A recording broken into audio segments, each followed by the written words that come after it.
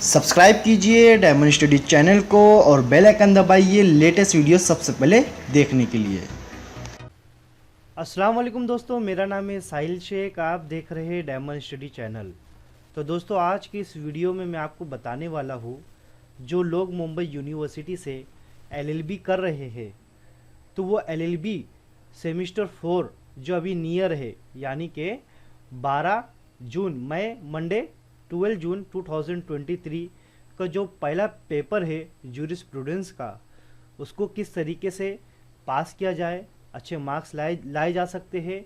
चाहे वो जूरिस्प्रूडेंस हो, चाहे वो कॉन्ट्रैक्टिव हो, चाहे वो लैंड लॉ हो, या फिर कोई भी ऑप्शनल सब्जेक्ट हो, चाहे वो क्रिमिनोलॉजी हो, टैक्सेशन हो, या फिर बैंकरप्सी लॉ हो। तो दोस्तों, मैं आपका ज़्यादा टाइम वेस्ट ना करते हुए मैं आपको यहाँ पे सिंपल बात बताऊँगा। पहले तो मैं आपको बता दूं कि जो स्टूडेंट्स बुक रिफ़र कर रहे हैं, ठीक है, तो हमें कॉलेज में बताया जाता है क्या रेफरेंस बुक का यूज़ किया जाए, ठीक है। और आप रेफरेंस बुक यानी कमेंट्री बुक जो है आप रिफ़र करेंगे तो ज़्यादा बेटर होगा अगर आपको अच्छे मार्क्स लाने हैं। या तो मुंबई में या महाराष्ट्र में मैं ज़्यादातर देखा हूँ, एक जहाब वाला, पीठ वाला, या फिर मोकल, ये बुक जो है रिफ़र की जाती है। मोकल को मैंने एग्ज़ाम पर्पस के लिए ज़्यादातर देखा है। तो सबसे पहले मैं ज़्यादा बकवास ना करते हुए आपको लेके जाता हूँ सिलेबस पर, ठीक है। ये सिलेबस अगर किसी के पास नहीं है तो मेरा टेलीग्राम का ग्रुप जो है वो ज्वाइन कर लीजिए, डिस्क्रिप्शन में लिंक दी हुई है, और ये सिलेबस को डाउनलोड करके इसे ओपन करें। दोस्तों, ये सिलेबस में आपको क्या करना है, देखो, second year 3 year LLB same for LLB degree course, ये है जूरिस्प्रूडेंस, ठीक है, ये सब्जेक्ट है। अब जूरिस्प्रूडेंस में यहाँ पे क्या दिया हुआ है, meaning of the term jurisprudence क्या है, नॉर्मा एंड नॉर्मेटिव सिस्टम क्या है, डिफरेंट टाइप्स ऑफ नॉर्मी, तो ये सारी चीज़ आपको देखना है। स्कूल्स कितने, analytical school, natural school, historical school, ये आपके सिलेबस में दिया हुआ है। तो ठीक है, ठीक है। और यहाँ पे क्या आर्टिकल कौन सा है, आप ये देख लीजिए, ठीक है। जैसे कि आर्टिकल्स हो गया, इसको आप रिफ़र कर लीजिए। मीनिंग एंड कितने काइंड से, ठीक है। सोर्स ऑफ स्कूल कितने हैं, सोर्स ऑफ लॉ क्या है, कस्टम्स क्या है, ठीक है। ये राइट्स क्या है, ठीक है, लीगल राइट्स क्या है इसके अंदर, ये देख लीजिए। और काइंड्स ऑफ ओनरशिप या difference between possessions and ownership क्या है, ये देख लीजिए। टाइटल है, प्रॉपर्टी कॉन्सेप्ट। दोस्तों, आपका ये जो सिलेबस है जूरिस्प्रूडेंस का, बहुत सिंपल, बहुत इजी है। फेमिनिस्ट जूरिस्प्रूडेंस क्या है, ये आपको सिलेबस वाइज जो है आपको प्रिपरेशन करना है, ठीक है। अब आप बोलोगे सर आपको तो, हमको तो ये पूरा पढ़ना है। दोस्तों, एज़ पर माई नॉलेज मैं एलएलबी का स्टूडेंट हूँ, ठीक है। तो मैं अपनी नॉलेज से बता रहा हूँ, आपके ऊपर है कि आपको इसको मानना है माने, या नहीं मानना है ना माने, ठीक है। पढ़ाई तो आपको पूरी करनी है, पहली बात। जो सिलेबस यूनिवर्सिटी से मिला है वो आपको पूरा पढ़ना है। दूसरी बात, जो आपकी कॉलेज से गाइडेंस दी जाती है, इम्पोर्टेंस दिया जाता है, उस पर फोकस करना है। तीसरी बात, अब उसके बाद मैं आपको मेरी एक्सपीरियंस शेयर करता हूँ, ठीक है। मेरा एक्सपीरियंस क्या रहा है दोस्तों, अभी एलएलबी की सेमिस्टर 6 एग्ज़ाम चल रही है, ठीक है। अभी हमारे 3 पेपर हो गए, अभी हमारा चौथा पेपर है 24 मई का, यानी 24 मई 2023 को हमारा वुमेन एंड चिल्ड्रन का 4th यानी लास्ट पेपर है सेमिस्टर 6, ठीक है। मैं भी मुंबई यूनिवर्सिटी का स्टूडेंट हूँ। मैंने यहाँ पर ये चीज़ नोटिस किया हूँ, जो 12 मार्क्स के, 12 मार्क्स के जो क्वेश्चंस आ रहे हैं 12 मार्क्स के, वो ज़्यादातर किस में से पूछे जा रहे हैं, देखो मैं बताता हूँ। ज़्यादातर वो पूछे जा रहे हैं नवंबर, ठीक है, नवंबर 17 और दिसंबर 18, ये पेपर जो प्रीवियस 5 साल का पेपर है, इसमें से अगर आप पूरा, यानी जो 100 मार्क्स का पेपर है, जो लॉन्ग क्वेश्चंस जो दिए हुए वो 6 क्वेश्चंस, और लॉन्ग क्वेश्चन दिसंबर में और नवंबर में दिए हुए इन दोनों 6 क्वेश्चंस, यानी कितने क्वेश्चन हो जाते हैं 12, जो कि मोस्टली आपस में एक दूसरे क्वेश्चन रिपीटेड होते, तो ये 9-10 क्वेश्चन इसमें से निकल के आते हैं। तो ये अगर 9-10-12 क्वेश्चन आप पढ़ लोगे अच्छे से, तो आपका 12 मार्क्स का क्वेश्चंस प्रिपरेशन अच्छी तरीके से हो जाएगा, वही मोस्टली एग्ज़ाम में मोस्टली पूछा जा सकता है। लेकिन आपको क्या करना है, मेरे अकॉर्डिंग आपको क्या करना है, आपको 5 साल यानी कितना 2016 पकड़ लो, इसका दोनों पेपर, ठीक है, 17, 18, 19, ठीक है, ये इसका नवंबर दिसंबर जो भी है साल में जो 2 एग्ज़ाम होते हैं वो दोनों 2016, 17, 18, 19, इसमें से आपको अच्छी तरीके से लॉन्ग आंसर के लिए प्रिपरेशन करना है 12 मार्क्स के लिए। और 101% गारंटी के साथ बोलता हूँ, यूनिवर्सिटी आपको ज़्यादा ओवरलोड नहीं लेगी, 24 मार्क्स का क्वेश्चन दे देगी। फिर भी अगर यूनिवर्सिटी नहीं देती है तो मैं कोई गारंटी नहीं लेता, लेकिन एज़ पर माय नॉलेज 101% इसमें से क्वेश्चंस आने के चांसेस रहते ही है, ठीक है। और जो 2 मार्क्स का क्वेश्चंस हो गया, 2 मार्क्स का क्वेश्चंस हो गया, देखो दोस्तों सिचुएशनल, आप जब सिचुएशनल की पढ़ाई करेंगे तो 2018 का जो पेपर है उसमें से 18 दिसंबर का में भी हम लोगों को एक क्वेश्चंस आया है, ठीक है, सिचुएशनल प्रॉब्लम का, जो के 6 मार्क्स का, ठीक है।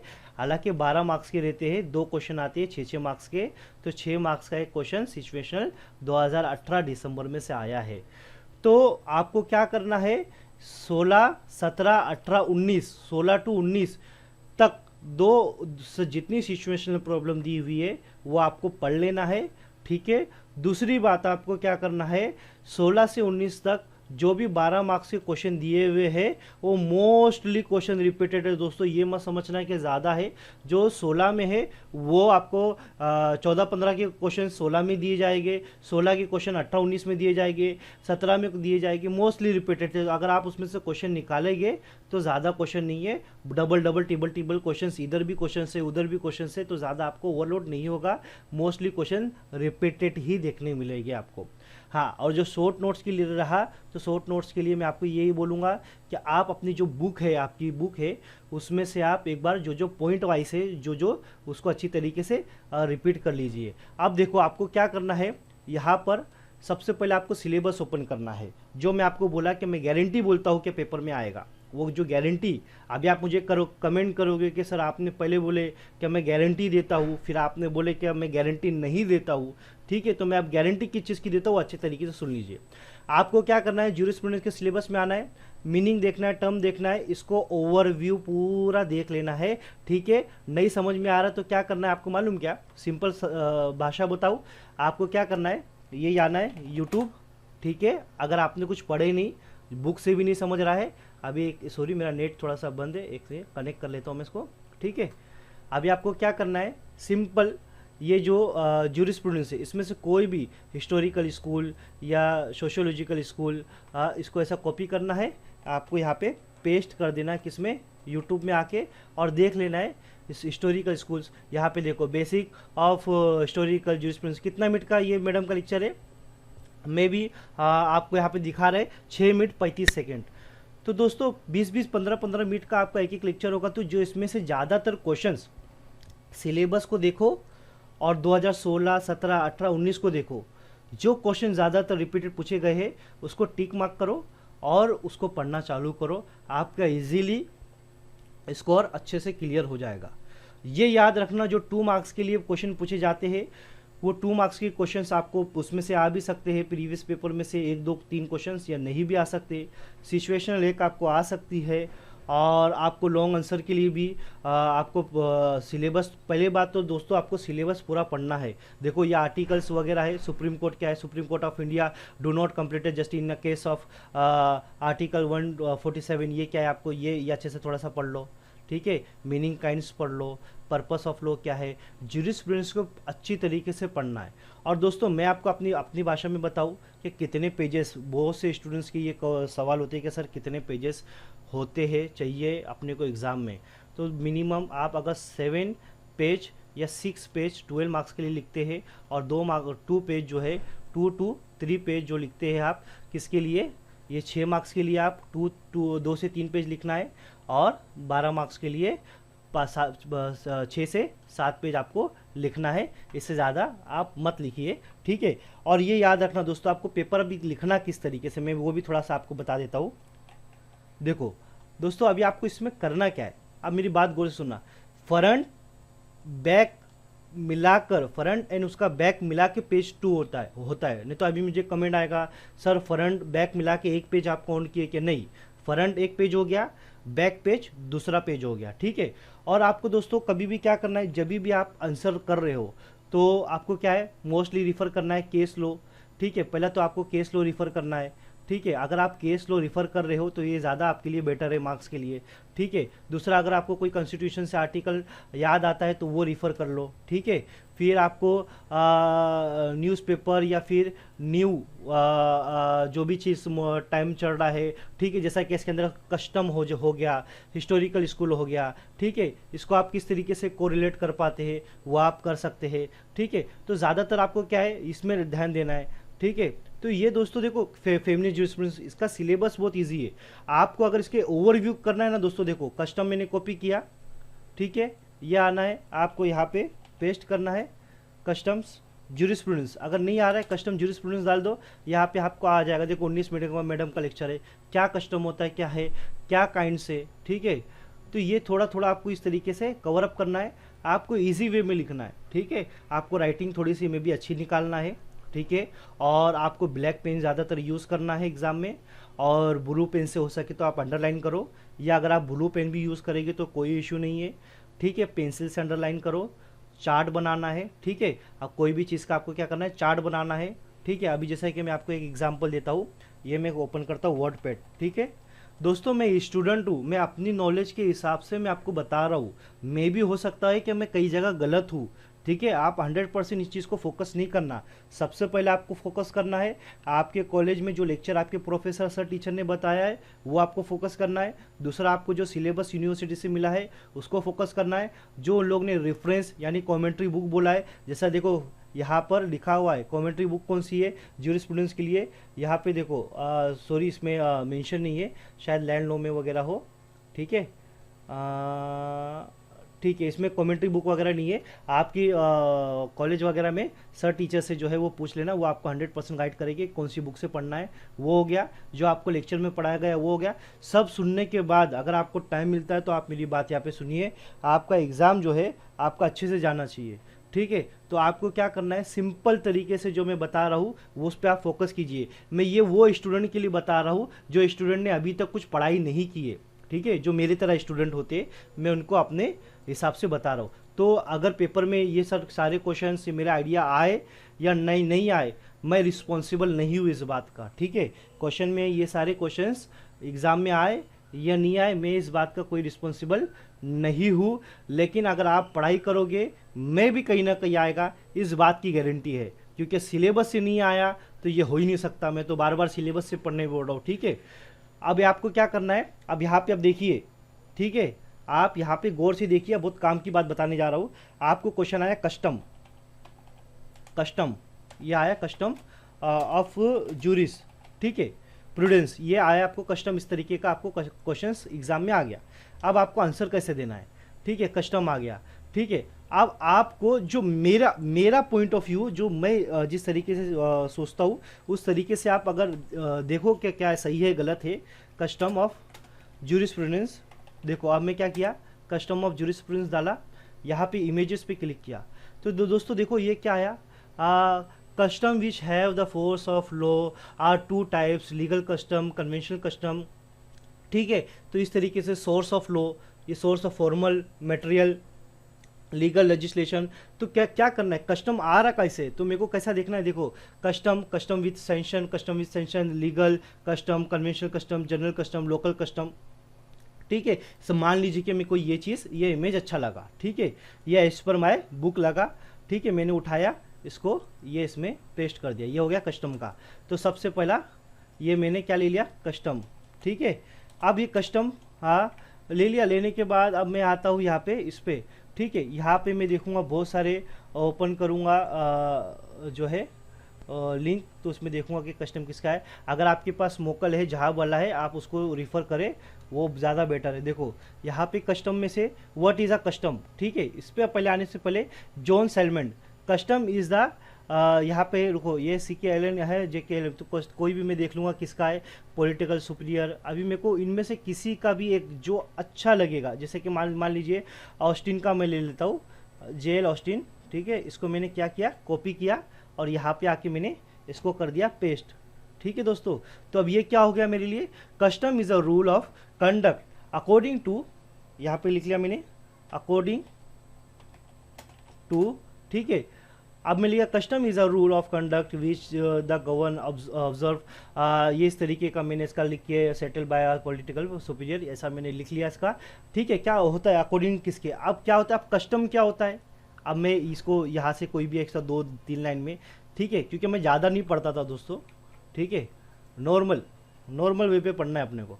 कस्टम आर, फिर मैंने ऐसा कर दिया, हाँ देखो, ठीक, custom are known as the earlier source of law, ये पढ़ लेना आप, ठीक है। तो ये किस तरीके से ऑब्लिगेशन से, जो देखो अभी मान लीजिए कि मैंने एग्जाम में मतलब एज इट इज़ ऐसी लाइन लिख लिया और एज इट इज़ लाइन नहीं लिखा, तो पहले तो आपको क्या है, चार्ट तो पूरा एज इट इज़ याद करना है, ठीक है। दूसरा क्या है, आपको किसका, ऑस्टिन हो गया, सालमन हो गया, उनकी जो है डेफिनेशन या फिर जो बोले थे उन्होंने, तो उनकी 2-2, 3-3 लाइन का जो ईजी वर्ड है वो आपको याद करना है बाय हार्ट, और एज इट इज़ याद करना है। अगर आप किसी जूरिस्ट का नाम लिख रहे हो तो आपको उसमें स्पेलिंग रॉन्ग नहीं करना है, अच्छे से लिखना है, ठीक है, नंबर 1। अगर आप ये इस तरीके का आपने लिखे ऑस्टिन, तो इसके नीचे क्या कर दीजिए, आप एग्जाम में अंडरलाइन कर दीजिए ब्लू पेन, ब्लैक पेन से, पेंसिल से। और आप लिख रहे custom is the English common, तो ये क्या है, इसमें से मान लीजिए they are the basically the culture practice which have been the back obligations and the sanction. देखो ये क्या है, इंग्लिश कॉमन लॉ, ये मैंने लॉ सिस्टम, ये इसमें मैंने मार लिया खाली अंडरलाइन मार लिया। तो देखो मैंने पूरी चीज़ पे अंडरलाइन लाइन नहीं मारा, मैंने खाली इंग्लिश कॉमन, जो मेरे को इसमें से लगते हैं ना मेन पॉइंट, तो एग्जाम में मुझे उस चीज़ को अंडरलाइन मारना है। अब यहाँ पे मैं डालता हूँ, ठीक है, अब यहाँ पे मैं डालता हूँ इससे रिलेटेड कोई केस लो है क्या, रिलेटेड केस लो, रिलेटेड केसेस, अगर मुझे रिलेटेड केसेस मिल गया कस्टम सोर्स ऑफ लॉ पर, तो वो मैं डाल दूंगा, ठीक है। अगर रिलेटेड केस लो अगर नहीं मिलता है, ठीक है, मोस्टली तो आपको नहीं देखने मिलेगा रिलेटेड केस लो कस्टम पर, लेकिन रिसेंट में कुछ मिलेगा। देखो टाइप्स ऑफ कस्टम क्या बता रहा है, custom can mainly classify into 2 types of are follows the custom section, ये क्या है।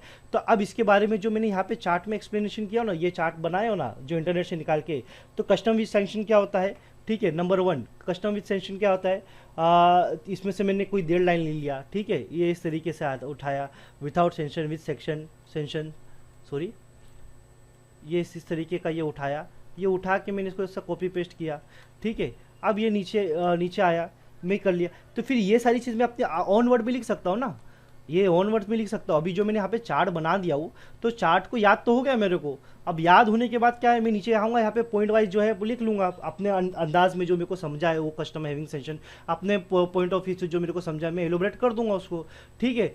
और इसमें से मुझे और कुछ लगेगा, जैसा कि मेरे को कोई और चीज़ लगी, तो इंटरनेट हो गया, बुक हो गया, रेफरेंस बुक हो गया, कमेंट्री बुक हो गया, जहाब वाला हो गया। आपको तो स्टडी करना है ना, तो आप सिलेबस को देखें और आपको जितना स्टडी आप कर सकते हो उतना स्टडी करें। अगर आपको मैं सबसे पहले बोलूँगा कि आप 2018 और 2017 का जो दिसंबर 2 पेपर है उसमें, ठीक है, नवंबर दिसंबर, वो पेपर को आप पहले पढ़ो। उसके बाद आपको 16, 17, 18, 19 ये चारों पेपर पूरा पढ़ना है, जो 12 मार्क्स के क्वेश्चन है। और उसके अंदर जो शॉर्ट नोट्स है उसको भी एक बार गो थ्रू कर लो। आप उसमें 2 लाइन्स का भी जो क्वेश्चन है उसको भी गो थ्रू कर लो, ठीक है। सिचुएशन प्रॉब्लम को भी गो थ्रू कर लो। आप अच्छे मार्क्स से पास तो हो जाओगे। आपको एकदम हाईएस्ट मार्क्स लाना है। एक बार सिलेबस को देख लो, जिस तरीके से मैं बताया, कॉपी पेस्ट करके क्या होता है इधर डालिए, यूट्यूब पे डाल दीजिए। आपको इजीली 4, 5, 6 घंटे में आपको मोस्टली कई टॉपिक ये यूट्यूब से कवर अप हो जाएगा, ठीक है। ऐसा करके आप पढ़ते पढ़ते उसको चलिए। इसी तरीके से अगर आप लैंड लॉ पे आएगी, तो लैंड लॉ पे क्या है, देखो central legislation, state legislation, land law जो है ना वो बहुत डिफिकल्ट है मेरे लिए, साहिल के लिए बहुत डिफिकल्ट है, क्योंकि बहुत वास्ट था, क्योंकि मैंने एंड में इसको स्टार्ट किया था पढ़ना। तो देखो कितना है, सेक्शन 17 हो गया, सेक्शन 18 हो गया, तो 23 हो गया। देखो सिंपल इंडियन रजिस्ट्रेशन एक्ट। अब हम क्या करते मालूम क्या, मैं क्या करता था, अरे इंडियन रजिस्ट्रेशन एक्ट दिया हुआ है यानी इतना बड़ा सेक्शन इतना पूरा पढ़ना पड़ेगा, अरे साहिल में कैसे पढ़ूंगा, ये कन्फ्यूजन मेरे को हो जाती थी। ठीक है, तो अगर आप सिलेबस से पढ़ोगे ना, कंपलसरी रजिस्ट्रेशन ऑफ डॉक्यूमेंट, तो सेक्शन 17 पढ़ो, सेक्शन 18 पढ़ो, 23 पढ़ो, 25 पढ़ो, 47 पढ़ो। आप सिलेबस के अकॉर्डिंग जाओगे तो आपको बहुत कम है। देखो section 41 to 54 use of land, फिर रिकॉर्ड ऑफ राइट्स 147 टू 167। अगर आप महाराष्ट्र लैंड रिवेन्यू को, अभी देखो ये मैं महाराष्ट्र लैंड रिवेन्यू कोड, ये जो है मैं ये आपको बैरक आपको अभी ओपन करके दिखाता हूँ। ठीक है, ये मैं अभी आपको बैरक ओपन करता हूँ। इसके अंदर आप देखो कितना सेक्शन है। ये आपको सिर्फ एक लैंड लॉ में ऐसे काफ़ी सारे एक्ट है। ठीक है, देखो 347 कंस्ट्रक्शंस ऑफ रेफरेंस दिख रहा है दोस्तों, कंस्ट्रक्शन ऑफ रेफरेंस 337 इसके अंदर सेक्शन दिए हुए, किसके अंदर दिए हुए हैं, महाराष्ट्र एक्ट।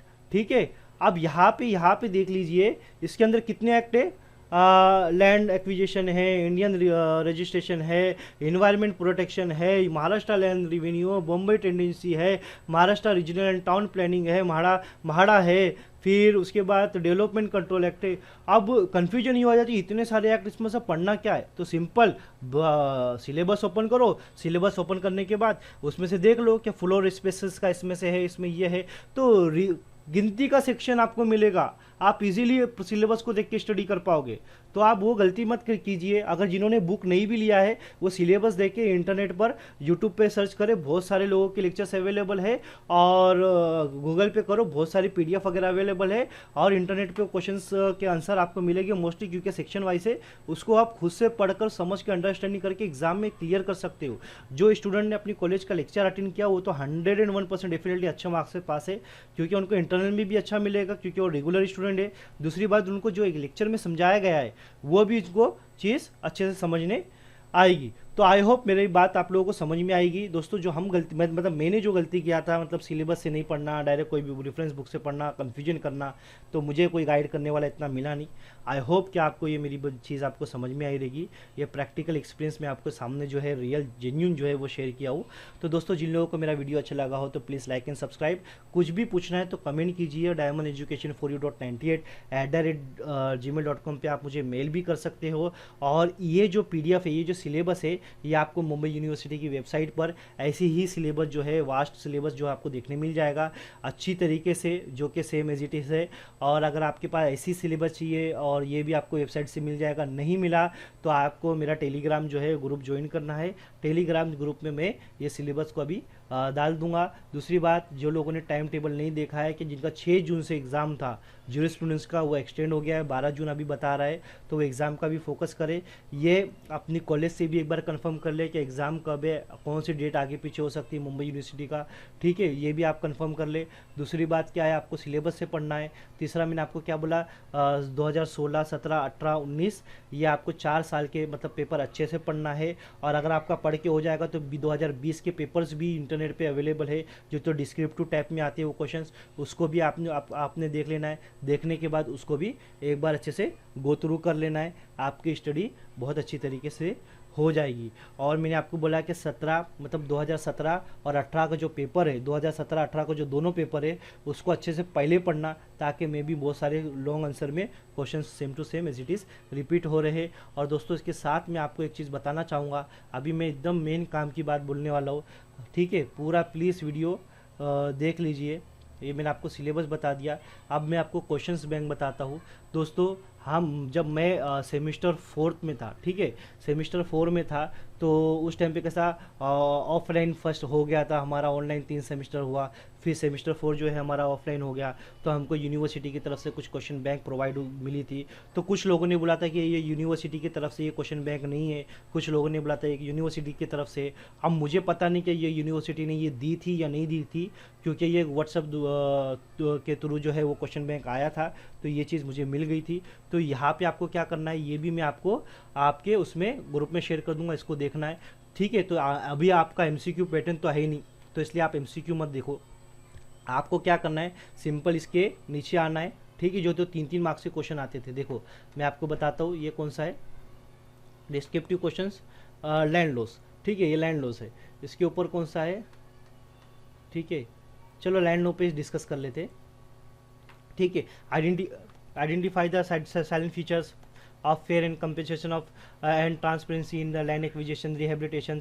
तो ठीक है, ये एक्ट का क्या साइलेंट फीचर बोलता है, मे भी आपको शॉर्ट नोट्स में दोस्तों आ सकता है, मे भी आ सकता है, 101% इसमें से बहुत सारे क्वेश्चंस आपको आ सकते हैं। देखो वाजिबुल अर्ज क्या है, ठीक है, भले ही ये डिस्क्रिप्टिव 3 मार्क्स के लिए पूछा जाता था, लेकिन ये जिस तरीके के क्वेश्चन से साइलेंट फीचर्स हो गए, fair in compositions and transparency in the land, ये 3 मार्क्स का क्वेश्चन नहीं बनता है दोस्तों, ये जबकि ये 6 मार्क्स 12 मार्क्स में कन्वर्ट भी हो सकता है। तो आप इसको एक बार देखिए, गो थ्रू कीजिए, मे भी आपको इसमें ऐसा नहीं तो उसके अंदर का कुछ पूछ लेगा। साइलेंट फीचर जो है ना, ये हमको मेरे एग्जाम में भी पूछा गया था, ठीक है, ये अभी सेमेस्टर 6 के, तो ये एक्ट का नहीं पूछा गया था, मेरे एक्ट का पूछा गया था, ठीक है। एविडेंस में नहीं, जो फर्स्ट एडीआर का पेपर था उसके अंदर साइलेंट फीचर पूछ लिया था, ठीक है। तो आप भी इसको इस तरीके से गो थ्रू कीजिए, साइलेंट फीचर पढ़ लीजिए। और इसमें एक खास बात बताता हूँ दोस्तों, इसमें ना आपकी जो मेन काम है, तो आपको क्या करना है, अगर आप इसको गो थ्रू नहीं करना चाहते, वो आपकी मर्जी, तो आपको ना, लेकिन मैं इसमें एक चीज़ बताऊंगा दोस्तों, देखो इसमें ना सिचुएशनल प्रॉब्लम दी हुई है। देखो सेक्शन क्वेश्चन नंबर 25 पे ऐसी ना सब देखेंगे ना आप, तो इसमें ना सिचुएशनल प्रॉब्लम बहुत दी हुई है। तो देखिए ये देखो, ये भी मे बी देखो आपको इसमें सिचुएशनल प्रॉब्लम बहुत सारी देखने मिलेगी, नीचे आपको फाइंड आउट करना पड़ेगा। ABC करके लिखा रहेगा ना 1 2, तो समझना वो सिचुएशनल, देखो ये ABC लिखा है तो ये सिचुएशनल प्रॉब्लम है, ठीक है। क्या लिखा है, Shri Patil bought a stamp papers of ₹100 on 9 January 2021 for affidavit, ठीक है। अब क्या लिखा है, state the nature of stamp paper bought by the Shri Pandit, कि ये क्वेश्चन है इसका। फिर state the validity period of the stamp paper, ये आपको बुक खोल के आपको पढ़ना है, ठीक है। तो इससे आपकी जो स्टडी जो है ना वो अच्छी तरीके से हो सकती है, देखिए। तो ये इस तरीके की सिचुएशनल प्रॉब्लम में बी रिपीटेड तुम लोग की ये एग्जाम में हो सकती है, और नहीं भी हुई तो नाम बदल के होगी, क्योंकि इतना डिफिकल्ट तो यूनिवर्सिटी करेगी नहीं, ठीक है।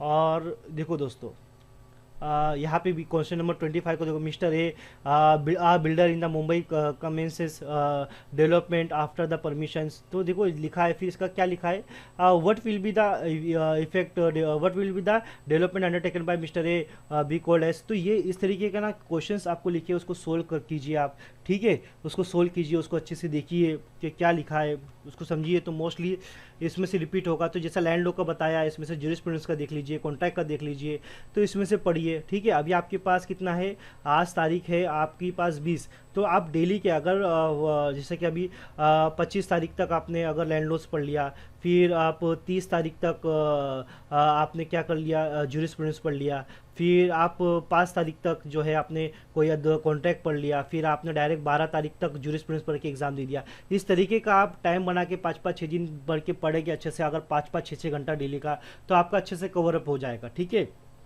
दोस्तों मैंने अपनी नॉलेज आपको शेयर कर दिया, इसके बाद भी अगर नहीं आता है किसी चीज़ में से तो मैं रिस्पॉन्सिबल नहीं हूँ, ठीक है। तो जिन लोगों को मेरा वीडियो अच्छा लगा हो तो प्लीज़ लाइक एंड सब्सक्राइब। याद रहे मैंने अपना एक्सपीरियंस शेयर किया है, फिर मुझे कमेंट मैसेज नहीं आना चाहिए कि सर ये ऐसा है वो वैसा है। मेरे एक्सपीरियंस से मुझे बहुत फ़ायदा हुआ, लोगों को भी फ़ायदा हुआ। तो प्लीज़ आपसे कहूँगा कि अगर मेरा ये एक्सपीरियंस आपको अच्छा लगे तो आप इसको फॉलो कीजिए, नहीं तो मत कीजिए, ठीक है। तो मे भी आ सकता है, मे भी नहीं आ सकता, कोई गारंटी नहीं है। और ये सारी चीज़ भी मैं आपको टेलीग्राम लिंक में दे दूँगा, ठीक है। ओके, सॉरी मैंने आपको ज़्यादा पका दिया होगा तो sorry. Thank you so much, bye.